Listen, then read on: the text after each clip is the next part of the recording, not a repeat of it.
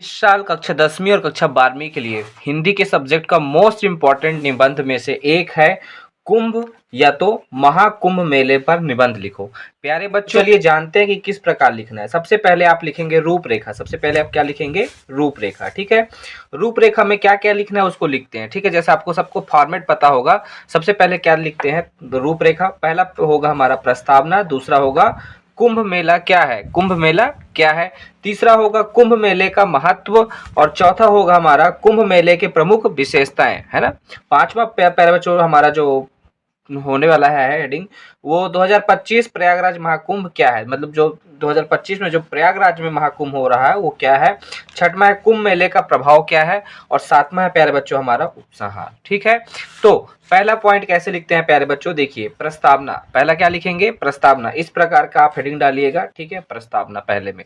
अब प्रस्तावना में देखो प्यारे बच्चों, इसमें लिखना है, ठीक है, कुंभ मेला दुनिया के सबसे प्रसिद्ध और सबसे बड़े धार्मिक समारोहों में से एक है। ठीक है प्यारे बच्चों, दुनिया के सबसे प्रसिद्ध है और सबसे बड़े धार्मिक समारोहों में से। ठीक है, धार्मिक मतलब जिसका आस्था से कनेक्शन हो उसको धार्मिक बोलते हैं। ठीक है, यह भारत में आस्था, आध्यात्मिकता और संस्कृत विरासत का प्रतीक है। ठीक है, ज्यादा लंबा आपको नहीं लिखना प्यारे बच्चों, क्योंकि ठीक है 12वीं में, और मान के चलो कि 300 शब्द के अंदर ही होना चाहिए। ठीक है, ज्यादा फेंकना नहीं है, क्योंकि ज्यादा फेंकने से कोई मतलब नहीं। हमको ट्रेंड मेन पॉइंट लिखना है प्यारे बच्चों, ताकि 300 शब्द के अंदर हो। ठीक है, ज्यादा हम बड़ा नहीं लिखेंगे। ठीक है, तो प्रस्तावना आपका इस प्रकार कंप्लीट हो जाएगा। ठीक है, अब हम बात करते हैं दूसरे पॉइंट के बारे में। देखो, कुंभ मेला क्या है? कुंभ मेला क्या है प्यारे बच्चों? मेला तो बहुत प्रकार का होता है, तो कुंभ मेला क्या है? ठीक है, तो देखो क्या लिखा है, कुंभ मेला एक त्योहार है। ठीक है, कुंभ मेला क्या है? त्योहार है, जो हर 12 साल में, मतलब 12 साल में 4 पवित्र स्थानों में, भारत के 4 पवित्र स्थानों में से, ठीक है, जैसे प्रयागराज हो गया, हरिद्वार हो गया, नासिक हो गया और उज्जैन हो गया। ठीक है, तो इन 4 स्थानों में हर 12 साल में एक बार कुंभ मेला पर आयोजित किया जाता है।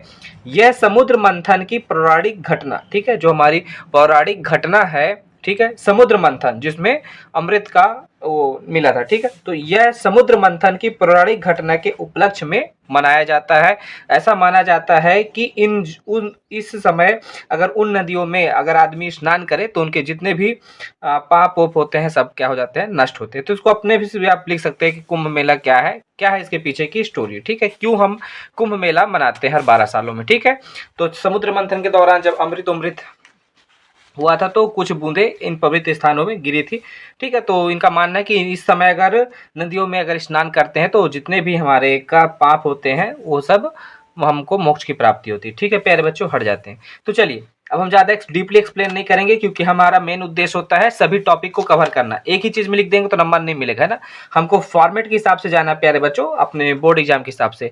यूपीएससी के पेपर दे नहीं रहे हम। ठीक है, नेक्स्ट, कुंभ मेले का महत्व। कुंभ मेले का महत्व क्या है? तो ठीक है, तो कुंभ मेला केवल एक धार्मिक आयोजन नहीं है। ठीक है, देखिए लिखे, जो कुंभ का मेला है केवल एक धार्मिक आयोजन नहीं है, बल्कि यह एक सांस्कृतिक उत्सव भी है। ठीक है, सांस्कृतिक उत्सव भी है।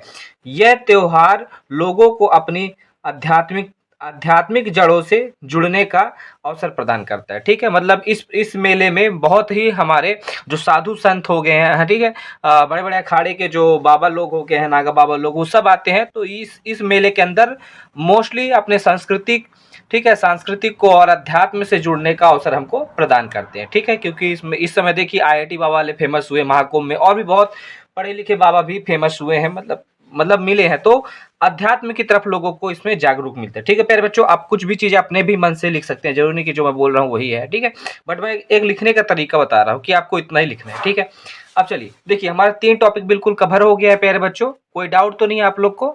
ठीक है, वीडियो पॉज कर करके आप लोग लिख सकते हैं। ठीक है, देखिए चलिए हम लोग चौथे पॉइंट में चलते हैं। ठीक है, जो हमारा था, तो जो कुंभ मेले की प्रमुख विशेषता है प्यारे बच्चों। ठीक है, जो कुंभ मेला लगा है उसकी प्रमुख विशेषता क्या है? तो पहला प्यारे बच्चों देखो, पवित्र स्नान है। ठीक है, पवित्र नदियों में डुबकी लगाना कुंभ मेले का मुख्य अनुष्ठान है। ठीक है, हम कुंभ मेला मोस्टली क्यों जाते हैं? स्नान करने के लिए, क्योंकि लोगों का ऐसा मानना है कि अगर हम इस समय जब भी कुंभ मेला लगता है उस समय अगर हम स्नान करेंगे, ठीक है, नदियों में, तो हमारे जितने भी पाप हैं, ठीक है, जितने भी हमारे गलत काम हैं, वो सब से हमको भगवान माफ करेगा, हमारे शरीर सभी कष्ट वष्ट दूर हो जाएंगे, ठीक है, ऐसा मानना है, तो इसलिए हम पवित्र स्नान करते हैं, ठीक है। चलिए दूसरा मतलब विशेषता है, कुंभ मेले की विशेषता है सांस्कृतिक कार्यक्रम, ठीक है। अब इसके दौरान क्या होता है, ठीक है, पारंपरिक नृत्य नृत्य होता है, मतलब डांस करते हैं, ठीक है।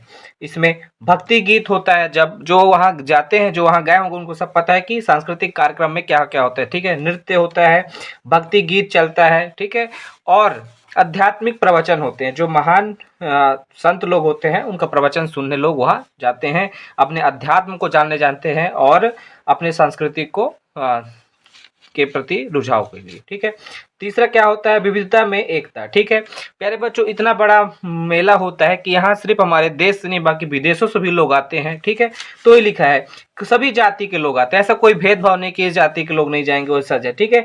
तो जाति, पंथ या राष्ट्रीयता के बावजूद, ठीक है, सभी क्षेत्रों के लोग मेले में भाग लेते हैं। प्यारे बच्चों, ऐसा कोई नहीं है कि इस कंट्री के लोग नहीं, ठीक है। तो सभी जो भी है यहाँ पास जाति, पंथ और राष्ट्रीयता बावजूद सभी क्षेत्रों के लोग मेले में भाग लेते हैं, ठीक है।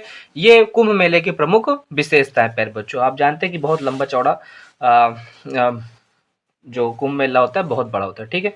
अब हमारा पांचवा जो टॉपिक है प्यारे बच्चों, 2025 में जो प्रयागराज में ये जो मेला लगा है, इसको क्या बोलते हैं, महाकुंभ क्या है, ये एक वाला क्या है, ठीक है। 2025 का जो प्रयागराज में जो कुंभ मेला है उसको महाकुंभ क्या है। तो देखिए 2025 प्रयागराज महाकुंभ अब तक का सबसे बड़ा होने जो सब अभी तक का जितने भी कुंभ मेला है सबसे बड़ा होने की उम्मीद है, ठीक है।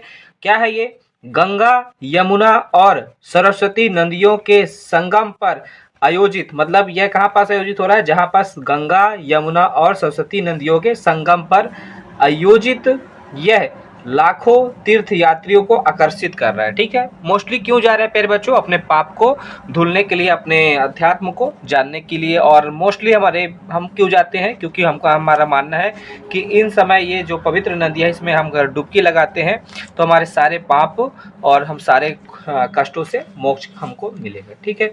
इस महाकुंभ में प्रतिभागियों के मार्गदर्शन के लिए डिजिटल मैप का यूज हो रहा है, मोबाइल ऐप का और रियल टाइम अपडेट जैसी उन्नत तकनीक का उपयोग किया जा रहा है, ठीक है। प्यारे बच्चों, ये हमारा 2025 प्रयागराज, ठीक है, के बारे में।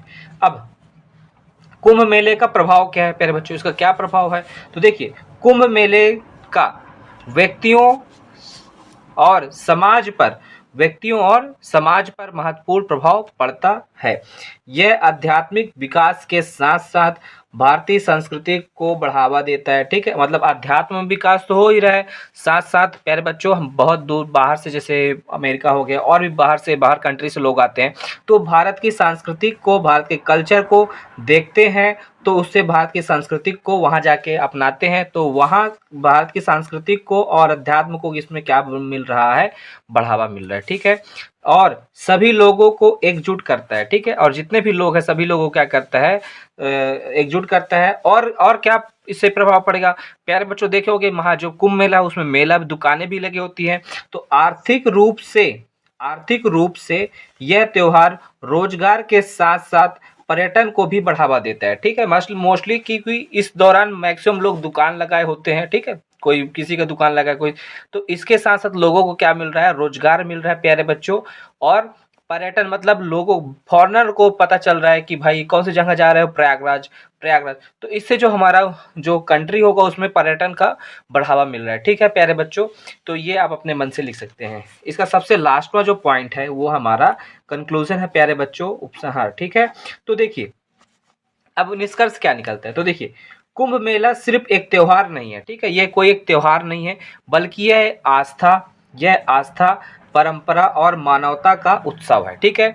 सिर्फ एक त्योहार ही नहीं है, ये रियल में आस्था का, परंपरा का और मानवता का एक उत्सव है। क्योंकि देख रहे हो आप लोग न्यूज़ सुन रहे हो कि इतने लोग मर गए, उतने लोग मर गए, फिर भी लोग जा रहे हैं वहाँ, है ना। मतलब ये हमारी आस्था से जुड़ा है, हमारी परंपरा और मानवता का उत्सव है। ठीक है, भारत के आध्यात्मिक सार और सांस्कृतिक समृद्धि को दर्शाता है। ठीक है, ये भारत दूसरे देशों में यह दर्शाता है कि भारत के जो हमारे अध्यात्म है और सांस्कृतिक हमारा जो कल्चर है उसको दर्शाता है। छात्रों के लिए मतलब स्टूडेंटों के लिए कुंभ मेले को समझना विरासत के महत्व और एकता और भक्ति के मूल्यों के बारे में जानने का एक तरीका है। ठीक है प्यारे बच्चों, तो ये लिखने की दृष्टि से प्यारे बच्चों इतना हमारा कंप्लीट हो गया। अगर इतना कोई लिख देगा प्यारे बच्चों तो उसमें जितना नंबर रहेगा पूरे में पूरा मिलेगा। चाहे आप 10वीं, अगर मैं बोल रहा हूँ कि आप कोई 10वीं के लिए तैयारी कर रहा है तो थोड़ा बहुत इसको कम कर देना, ठीक है, एक आध पॉइंट को। और अगर जो 12वीं के लिए लिख रहा है तो उसके लिए परफेक्ट है प्यारे बच्चों, आप अपने हिसाब से लिख सकते हैं, क्योंकि मोस्टली ये मेरे को लगता है 350 शब्द हैं इसमें। ठीक है, तो 350 शब्द है तो 12वीं तक आराम से लिख सकते हैं। ठीक है, और ट्रेंडिंग टॉपिक है तो प्यारे बच्चों तैयारी कर लेना, छोड़ के नहीं जाना, क्योंकि क्या हो सकता है आ भी जाए तो बन जाएगा, ज़्यादा कठिन तो है नहीं, आपको सब पता है। ठीक है,